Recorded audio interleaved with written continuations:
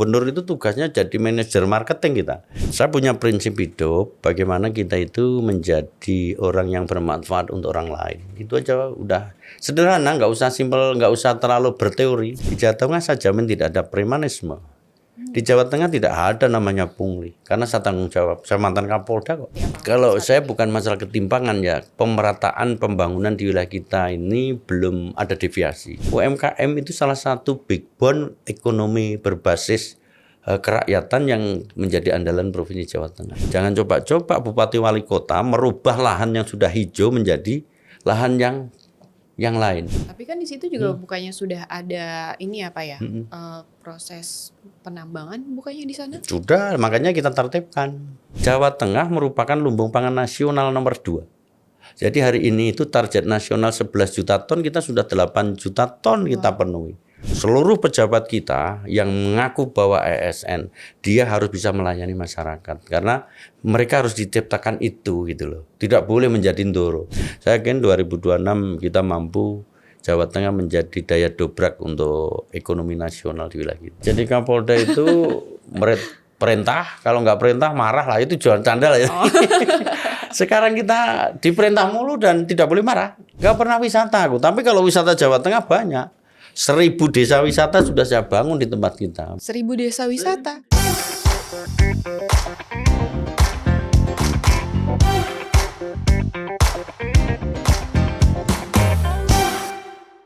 Assalamualaikum warahmatullahi wabarakatuh. Jumpa lagi di podcast jurnalistik bersama saya Dila Hantika. Kali ini podcast jurnalistik kita berbeda karena kita punya tema ini adalah Inilah Rewind 2025, di mana tema besar kita adalah Gubernur Sejawa Bergerak. Kali ini narasumber saya adalah Gubernur dari Jawa Tengah, yaitu Bapak Ahmad Lutfi. Bapak, apa kabarnya Pak? Baik, Mbak Nila. Alhamdulillah, terima kasih atas waktunya sudah ke kantor inilah.com. Pak, kita bicara rewind nih Pak. Tapi sebelumnya saya mengucapkan selamat karena Jawa Tengah sudah mendapatkan penghargaan warisan budaya tak benda paling banyak didapat oleh Jawa Tengah oleh Kementerian Kemendikbudristek ya Pak ya? Ya. Itu kalau dijabarin saking banyaknya apa aja tuh Pak? Banyak. Dia kan kalau budaya kan cipta rasa karya ya. Artinya dari seni ada, kemudian dari makanan tradisional ada, kemudian dari adat kebiasaan masyarakat ada, kemudian dari kelompok-kelompok bersama terkait dengan pelestarian lingkungan ada, macam-macam. Iya, kalau dilihat Jawa Tengah juga salah satu destinasi wisata alamnya juga lumayan banyak ya Pak ya. Apalagi ini kan mau Nataru Pak. Kalau dari Jawa Tengah sendiri kesiapsiagaannya dalam menyambut Natal dan Tahun Baru gimana Pak sejauh ini? Yang pertama, kegiatan Natal dan Tahun Baru Jawa Tengah menjadi sentral kreatif nasional. Karena nanti akan terkait dengan arus bergeraknya orang dan barang yang sentralnya adalah di Jawa Tengah. Coba bayangin kalau masyarakat kita Natal Tahun Baru itu bergerak dari Jawa Timur ke Jakarta lewatnya Jawa Tengah. Jawa Barat mau ke Surabaya, Jawa Tengah, DKI apalagi dan lain sebagainya. Sehingga kita melakukan kesiapsiagaan, diantaranya pertama kita sudah melakukan rapat lintas sektoral yang diikuti oleh seluruh kabupaten kota berikut Forkomindanya.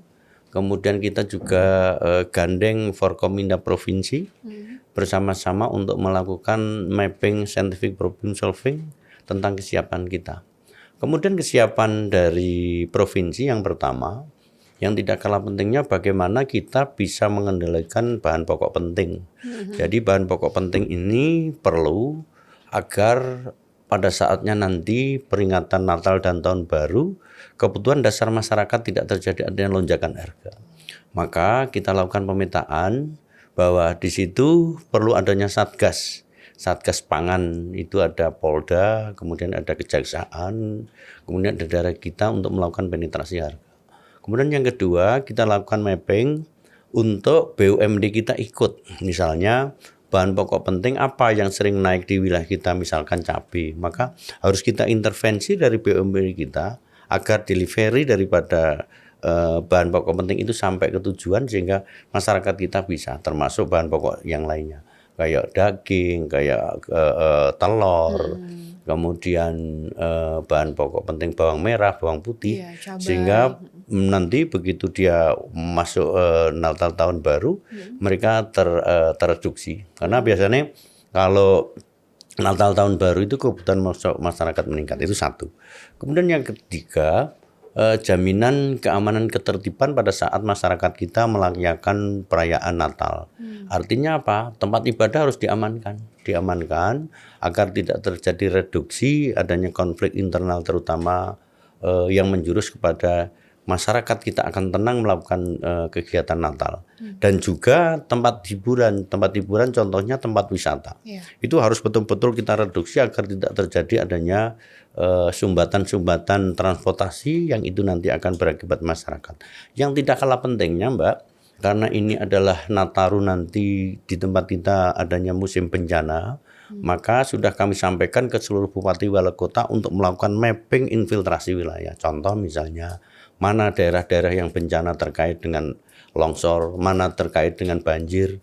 Yang tidak kalah pentingnya adalah tempat-tempat wisata harus betul-betul kita lakukan pengamanan yang super ekstra. Contoh misalkan ada wisata air, harus kita cek dulu pengamanan, jangan sampai nanti ada tumpleknya kapal karena kita tidak kesiapan, SAR-nya harus dan lain sebagainya. Sehingga potensi-potensi bencana Natal tahun baru sedini mungkin sudah kita upaya pencegahan. Demikian, Pak. Iya benar Pak, soalnya kalau libur Natal dan Tahun Baru sekarang kan berbarengan juga dengan libur sekolah, banyak pasti pengen ke tempat wisata, tapi ya nggak bisa dipungkiri kalau kita lihat cuaca pada saat ini kayaknya cukup ekstrim ya Pak ya, berarti sudah ada mitigasi-mitigasinya. Nah kalau misalnya terkait dengan kemarin banyak sekali di pemberitaan soal rencana Bapak untuk membuat Gunung Slamet itu menjadi taman nasional, itu gimana tuh Pak? Memang, jadi kita sudah koordinasi dengan Kementerian KLHK ya, kita ajukan surat ke sana. Jadi surat itu sudah kita luncurkan sehingga nantinya kami pengen di seputaran Gunung Slamet menjadi kawasan hutan lindung. Dan itu masih berproses. Tetapi itu tidak cukup. Untuk mitigasi adanya Gunung Slamet dan sekitarnya kita sudah bikin satgas ya. Jadi satgasnya Satpol PP kita sudah ada, ESDM kita sudah ada, Krimsus sudah ada, Kejaksaan Perlindungan TNI ada. Untuk melakukan mapping mana-mana galian-galian yang itu menjadi potensi rawan bencana. Termasuk penghentian izin-izin yang dimungkinkan itu sudah menjurus kepada kerusakan lingkungan. Jadi hentikan selama 60 hari kita lakukan evaluasi. Bagi mereka apalagi yang tidak ada izinnya pasti kita tutup. Termasuk kita lakukan rehabilitasi, artinya recovery kembali kepada tempat-tempat yang itu dimungkinkan merusak alam. Dan ini sudah kita sampaikan dan sudah saya perintahkan agar setiap minggu lakukan evaluasi di tempat kita, sehingga wilayah Gunung Slamet benar-benar terjaga agar tidak terulang kepada daerah-daerah yang mungkin akan menjadi bencana di wilayah kita, khususnya Gunung Slamet. Iya. Tapi kan di situ juga bukannya sudah ada ini apa ya, proses penambangan bukannya di sana? Sudah, makanya kita tertibkan. Itu nantinya akan dilanjutkan atau? Ya kita kan melakukan penelitian, karena perizinan tambang itu sebelum saya, bahkan kalau berlaku 5 tahun sebelum saya sudah ada mereka kayak gitu-gitu itu. Makanya kita tutup sementara untuk melakukan evaluasi pelaksanaannya. Untuk nambang baru nanti dulu. Berarti yang lama dulu dievaluasi. Evaluasi, kita tutup. Kalau misalnya nantinya Gunung Slamet itu menjadi taman nasional untuk close semuanya. Untuk rakyat-rakyat di sekitarnya gimana reaksinya? Ini yang perlu dilakukan suatu sosialisasi. Kami tidak pengen ya di saat kita melestarikan alam masyarakat jadi korban. Di saat kita tidak melestarikan rakyat pun jadi korban. Makanya provinsi tidak bisa berdiri sendiri. Kita gandenglah para bupati wali kota, termasuk penggiat sosial, termasuk penggiat lingkungan hidup, kemudian termasuk media, termasuk penegak hukum. Ya kita rangkul bersama-sama, kita duduk bareng. Gitu. Dan kita harus lebih dewasa ya terkait dengan bermedia sosial, apalagi mengkritisi hal yang semacam itu. Silahkan menghubungi ke SDM kita biar nanti tidak salah. Ada kalanya video-video lama dimunculkan, ada kalanya karena tidak senang dengan orang diviralkan. Hal-hal kayak gitu harus perlu adanya suatu kedewasaan kita dalam rangka mensikapi. Cek, recheck, final check kepada yang berwenang. Dalam ini adalah lingkungan hidup di wilayah kita, SDM di tempat kita, sehingga mereka dapatkan informasi yang aktual, tidak menyesatkan. Demikian Pak. Pak, kalau misalnya kita tarik ke belakang sedikit, Bapak itu kan mantan Kapolda ya Pak ya. Sekarang menjadi pemimpin di Jawa Tengah gitu Ya, Pak. Ada nggak sih Pak karakter atau sifat Bapak yang mungkin ke bawah atau mungkin ya jadi berbeda gitu? nggak ada. Jadi orang itu kan sama ya dimanapun kita berada. Artinya saya punya prinsip hidup bagaimana kita itu menjadi orang yang bermanfaat untuk orang lain. Itu aja udah sederhana, nggak usah simpel, nggak usah terlalu berteori. Jadi orang ngongso menjadi diri kita sendiri, tidak usah menjadi orang lain. Kemudian kita selalu mendengar, melihat dan berbuat kepada orang lain, itu sudah cukup bagi kita. Waktu saya jabat Kapolda sama jadi gubernur sama, tidak ada perubahan. Tapi kan lingkupnya lebih besar kalau jadi gubernur kan artinya seluruh lapisan masyarakat Ya di kita bawah naungan Bapak. lebih banyak ngemong, namanya juga pamamong, berarti harus mengemong masyarakat. Problem solving kita banyak sekali, tidak bisa menyelesaikan di 35 kabupaten, 37 namanya penduduk kita 37.000, kemudian desa kita 8.760, itu tidak bisa menyelesaikan secara kasuistis gitu. Kita harus menggunakan cara-cara yang teamwork, kemudian super team secara bersama-sama. Tidak boleh one man show satu orang, tidak bisa parsial, tetapi harus komprehensif dan integral. Sehingga mana sih yang sifatnya taktis, mana yang sifatnya teknis, mana yang sifatnya harus operasional. Karena kita menjadi birokrasi itu kan birokrasi melayani yang tidak bisa berdiri sendiri. Kita harus menggunakan suatu kolaborasi secara bersama-sama. Baik itu dengan pemerintahan, dalam hal ini integrasi pemerintah pusat, kolaborasi dengan 30 kabupaten kota, bahkan kita juga melakukan kolaborasi dengan apa? Dengan media yang merupakan kepanjangan kita dalam rangka mereduksi pendidikan kepada masyarakat terkait pembangunan, termasuk dengan akademisi hampir 88 kampus kita lakukan MOU untuk apa? Ikut membangun wilayah kita bersama-sama. Demikian, Pak. Pak, kalau misalnya sejauh ini dari kita hitungnya awal 2025 ya Pak sampai saat ini. Kalau dari kacamata Bapak, Jawa Tengah itu sekarang kondisinya itu sudah seperti apa di bawah kepemimpinan Bapak? Yang pertama, output daripada kita menjadi pejabat publik adalah bagaimana kita membuat masyarakat sejahtera. Untuk parameter masyarakat sejahtera adalah mereduksi angka kemiskinan. Jadi untuk triwulan 3 2025 angka kemiskinan kita sudah menurun dari 9,58 menjadi 9,48. Kemudian angka pertumbuhan ekonomi kita 5,37 di atas nasional, itu capaian yang kita lakukan. Dan ini adalah kerja-kerja kolaboratif yang harus kita lakukan bersama-sama. Dan alhamdulillah kita mampu kalau kita bersama. Sama Jawa Tengah juga melakukan kerjasama ini ya Pak ya, yang sedang dijalankan sama Bapak untuk mendatangkan investor-investor. Betul. Gitu ya, Jadi Pak? begini, membangun suatu provinsi itu tidak bisa kita andalkan dari APBD maupun PAD. Jadi APBD PAD itu hanya 11,9 sampai 15%. Yang 85% investasi kita. Investasinya apa ya? Investasi yang dari luar boleh, dari dalam boleh, regional boleh. Dan ke depan Jawa Tengah harus menjadi ikon pertumbuhan investasi baru di wilayah Provinsi Jawa Tengah. Makanya kami dengan seluruh kabupaten kota, gubernur itu tugasnya jadi manajer marketing kita. Jadi kita jualan terus terkait provinsi untuk menarik investor di wilayah kita. Salah satu syarat misalnya, syarat investasi di tempat kita satu adalah jaminan keamanan, ketertiban, dan penegakan hukum yang jelas terkait investasi. Itu penting. Contoh misalnya, di Jawa Tengah saya jamin tidak ada premanisme. Di Jawa Tengah tidak ada namanya pungli, karena saya tanggung jawab, saya mantan Kapolda kok. Kemudian di Jawa Tengah saya jamin bahwa investasi perizinan saya permudah. Kawasan-kawasan industri KITB, Batang, KIB, Kendal, kemudian Wijaya Kusuma, kalau dia masuk kawasan industri sudah one gate system, sudah perizinannya gampang. Termasuk PMA yang perizinannya di Jakarta kawal dari wilayah. Kemudian tenaga kerja di tempat kita itu kompetitif dia. Kompetitif. Artinya kompetitif itu apa? Kompetitif untuk bisa berdaya gunakan padat karya. Jadi padat karya ini adalah perusahaan yang karyawannya banyak. Itu untuk mereduksi angka pengangguran. Dengan cara apa?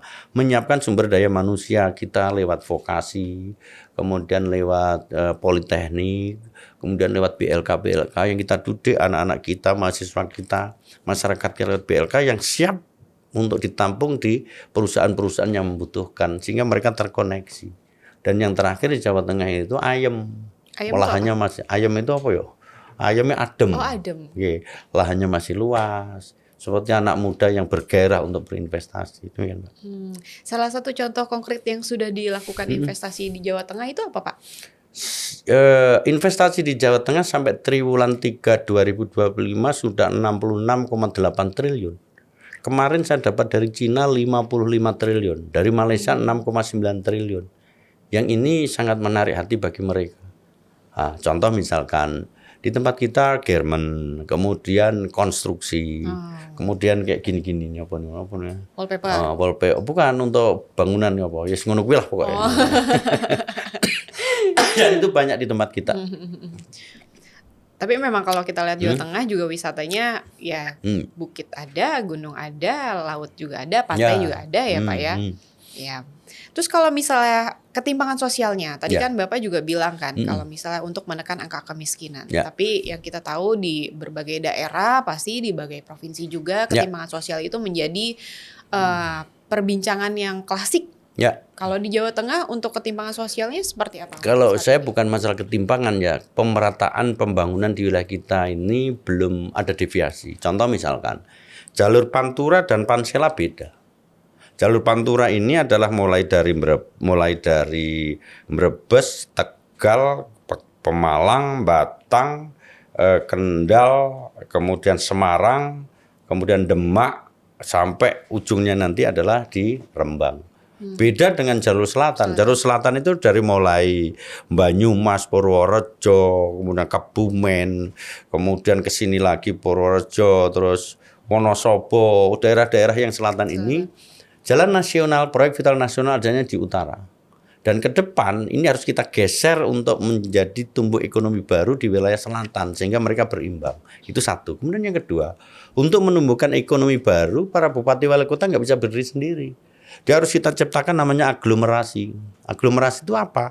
3 kabupaten, 7 kabupaten jadikan satu. Contohnya Solo Raya, Pati Raya, Pekalongan Raya, Banyumas Raya, Kedu Raya. Untuk apa? Dia menumbuhkan ekonomi baru dengan 7 kabupaten, sentralnya adalah di Kota Madya. Contoh misalkan, Kota Madya Semarang tidak ada penghasil namanya beras. Dia ngambilnya dari mana? Dari Kendal. Kemudian apalagi kebutuhan pokok. Jadi dia terkoneksi untuk menumbuhkan ekonomi baru di 3 kabupaten kota atau 7 kabupaten kota. Itu tidak cukup, saya ekspansi keluar. Saya melakukan B2B dengan Gubernur Jawa Timur, dengan Maluku Utara, dengan Riau. Untuk apa? Untuk mencari ekonomi. Kamu perlu apa? Saya perlu ini. Saya njaluk apa? Kue perlu apa? Gitu. Itu tidak cukup, keluar kita. Begitu. Jadi ini adalah suatu upaya-upaya untuk PAD, APBD tidak tergantung itu, tetapi kita harus menumbuhkan suatu penambahan ekosistem fiskal baru untuk wilayah kita. Demikian, Mbak. Luar biasa. Berarti memang nggak cuma dari Jawa Tengahnya sendiri, tapi juga kerjasamanya dari luar Jawa Tengah juga Jawa Tengah, betul. Tapi kalau misalnya ngomongin Jawa Tengah, saya kebetulan orang tua saya juga di Jawa Tengah, Pak. Di mana? Purbalingga. Oh, Purbalingga. Wah, kalau pulang ke sana, kita bukan pulang kampung, tapi pulang kota. Bes. Karena sudah bagus kotanya. Ya. Sudah ada waterboomnya nggak pakai kaporit lagi airnya, langsung dari mata air gunung. Ada oleh-oleh khas juga di sana. Makanannya kan macam-macam, ada soto. Makanan daerah Jawa Tengah tuh emang banyak sekali ya, Pak. Jawa Tengah itu kan nggak cuma satu ya, mana-mana. Bahkan makanan yang ada di Jakarta aja itu dari Jawa Tengah juga banyak. Kalau ngomongin makanan, Pak, dari segi UMKM tuh berarti ya. Dari kepemimpinan Bapak yang ditingkatkan dari sisi UMKM-nya itu seperti apa?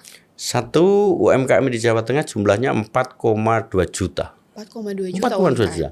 3.700.000 ini adalah UMKM yang mikro. Mikro itu yang kecil.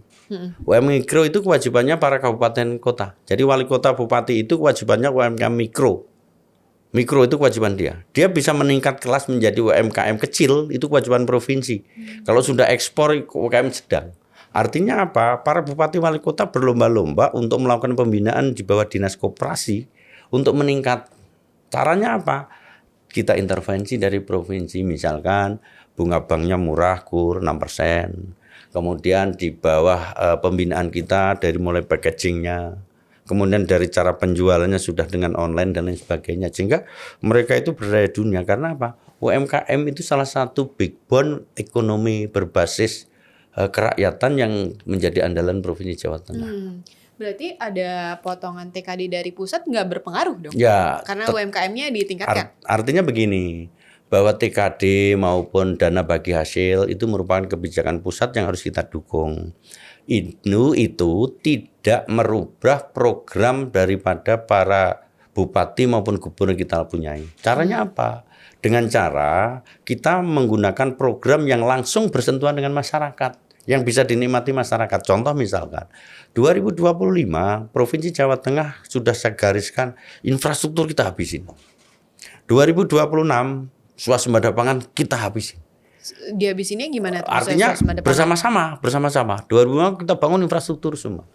Karena ada pemotongan itu, maka infrastruktur yang kita lakukan adalah terkait dengan swasembada pangan. Contoh misalnya, kita harus bangun infrastruktur jalan yang bisa menghubungkan ekonomi yang berbasis masyarakat.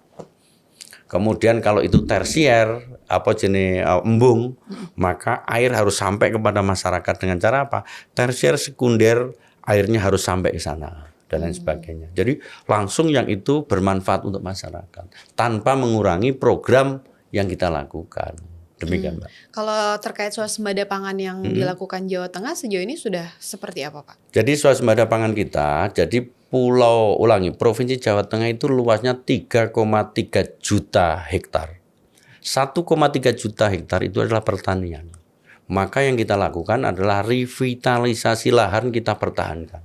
Jangan coba-coba Bupati Wali Kota merubah lahan yang sudah hijau menjadi lahan yang lain. Jadi sudah saya koordinasi dengan Menteri ATR untuk RDF hijau kita pertahankan. Karena apa? Jawa Tengah merupakan lumbung pangan nasional nomor 2. Jadi hari ini itu target nasional 11 juta ton, kita sudah 8 juta ton kita penuhi. 17,5% pangan nasional gabah terutama dari Jawa Tengah. Dan ini harus kita pertahankan. Makanya 2026 nanti adalah bagaimana swasembada pangan ini Jawa Tengah kita tingkatkan untuk program nasional. Gitu, Mbak. Semuanya dari Jawa Tengah nih. Jawa Tengah.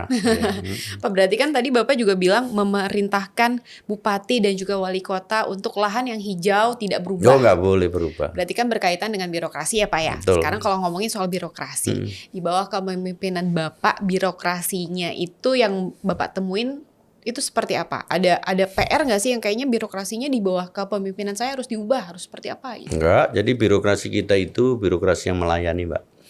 Jadi birokrasi melayani ini adalah bagaimana kita menciptakan trust building masyarakat terkait dengan birokrasi kita. Seluruh pejabat kita yang mengaku bahwa ASN, dia harus bisa melayani masyarakat. Karena mereka harus diciptakan itu gitu loh. Tidak boleh menjadi ndoro. Ndoro itu yang dilayani. Artinya antara masyarakat dengan kita harus setara. Tidak boleh dia lebih atas. Gitu. Itu satu. Kemudian yang kedua, birokrasi kita ini dalam hal keterbukaan informasi publik ya, dia itu setiap pejabat baru layanannya beda. Baru, aplikasinya baru, OPD baru-baru semua. Dan sekarang saya seragamkan. Semuanya harus jadi satu. Sehingga siapapun yang dari dinas tenaga kerja, dinas kesehatan, dinas perumahan, dinas semuanya akan kita jadi satu, namanya satu pelayanan publik, yaitu Jateng Ngopeni, dan semuanya bisa mengakses ke situ. Jadi tidak ada lagi nanti pejabatnya baru, dinasnya baru, pelayanannya beda-beda, masyarakat bingung itu, masyarakat bingung. Jadi satu, jadi satu pelayanan publik yang itu bisa diakses oleh semuanya. Karena apa? Birokrasi di tempat kita seperti akuarium, Mbak. Jadi siapapun boleh menonton. Jangankan menonton, anggaran dashboard, anggaran provinsi itu boleh siapapun lihat. Nggak ada yang ditutupi. Nggak ada ditutupi. Boleh diklik itu. Aku lupa namanya apa nih. Pokoknya itulah. Pak, saya juga baca kalau Bapak itu juga sedang memperbanyak dokter-dokter gigi di desa ya. Itu berarti program Bapak tuh banyak banget ya? Banyak. Kalau yang terkait saking dokter banyak itu kadang-kadang Saking banyaknya lupa. Kalau yang terkait dokter itu gimana Pak? Dokter Jadi begini, gigi di desa-desa. dokter gigi kita itu jumlahnya 3.320. Kecamatan yang belum dilayani ada 37 kecamatan yang tidak ada dokter giginya. Nah, dokter gigi ini nanti akan saya gandeng untuk masuk ke program spelling. Spelling itu spesialis dokter keliling. Masyarakat desa itu Mbak, dia mau sakit apa, tidak pernah mengenal namanya dokter spesialis. Wong sakit diare, wong sakit pusing, obatnya itu aja. Dia tidak mengenal dokter spesialis. Makanya di tempat kita, seluruh rumah sakit, baik itu rumah sakit pemerintah, rumah sakit yang provinsi, rumah sakit kabupaten, rumah sakit swasta, saya kumpulin, kita siapin mobil, dokter spesialisnya masuk berikut alatnya, dia datang ke desa-desa untuk melakukan pemeriksaan kepada masyarakat kita, tanpa dipungut biaya. Ini program dari Pak Prabowo, kesehatan gratis. Dan itu menjadi roadmap kita, termasuk di dalamnya dokter gigi, gitu. Jadi masyarakat kita itu terlayani karena basisnya Pak Desa. Dan dia senang, karena apa? Gratis. Dia namanya THT, kemudian jiwa, kemudian yang tidak kalah pentingnya itu program pemerintah terkait dengan monitor sakit TBC, kita sudah punya roadmap-nya. Ya, masyarakat terlayani dan gratis. Oke.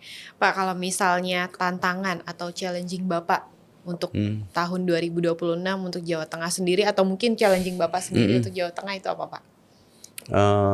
Tantangannya nggak ada, kita mengalir apa adanya. Kita mengalir aja, nggak pernah. Atau PR yang harus diselesaikan di tahun 2026?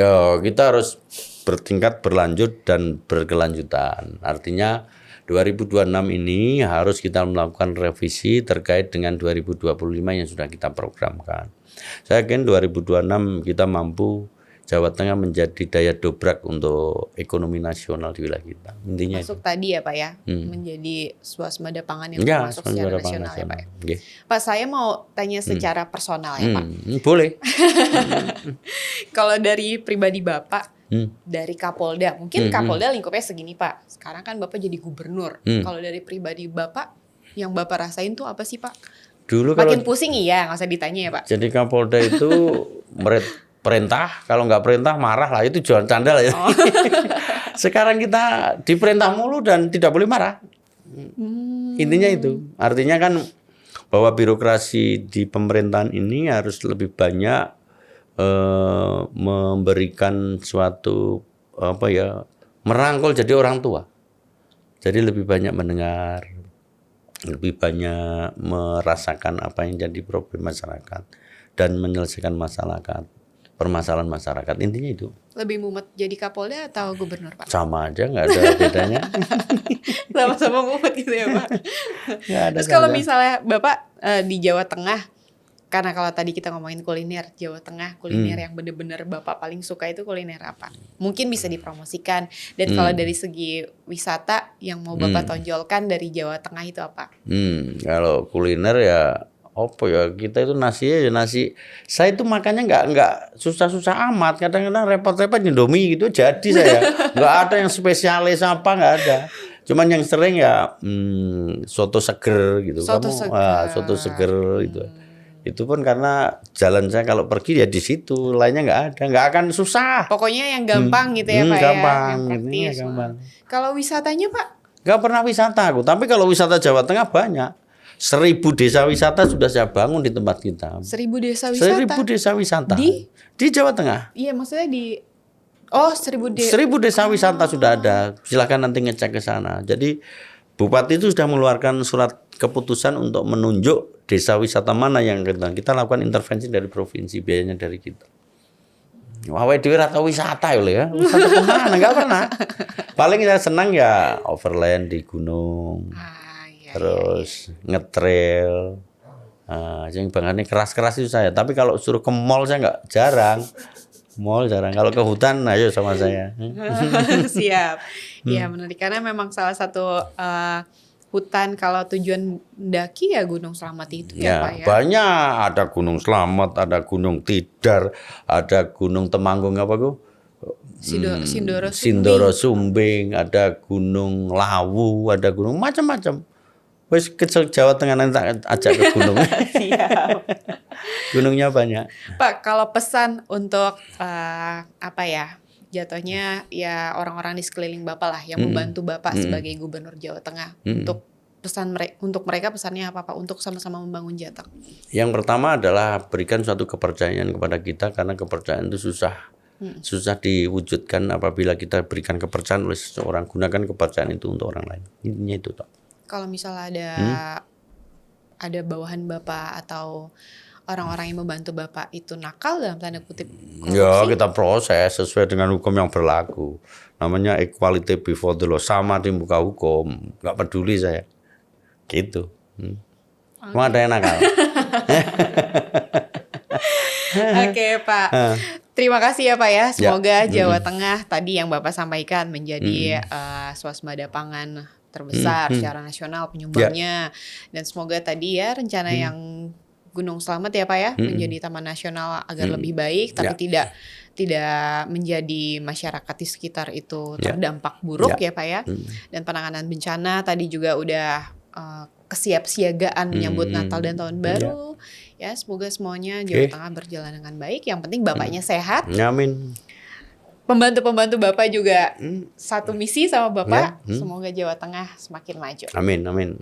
Baik, terima kasih Pak Ahmad Lutfi atas waktunya. Sehat-sehat selalu. Dan kawan inilah itu tadi perbincangan kita dengan Gubernur Jawa Tengah Ahmad Lutfi. Dan sampai jumpa di podcast jurnalistik selanjutnya. Saya Dila Hantika pamit undur diri. Wassalamualaikum warahmatullahi wabarakatuh.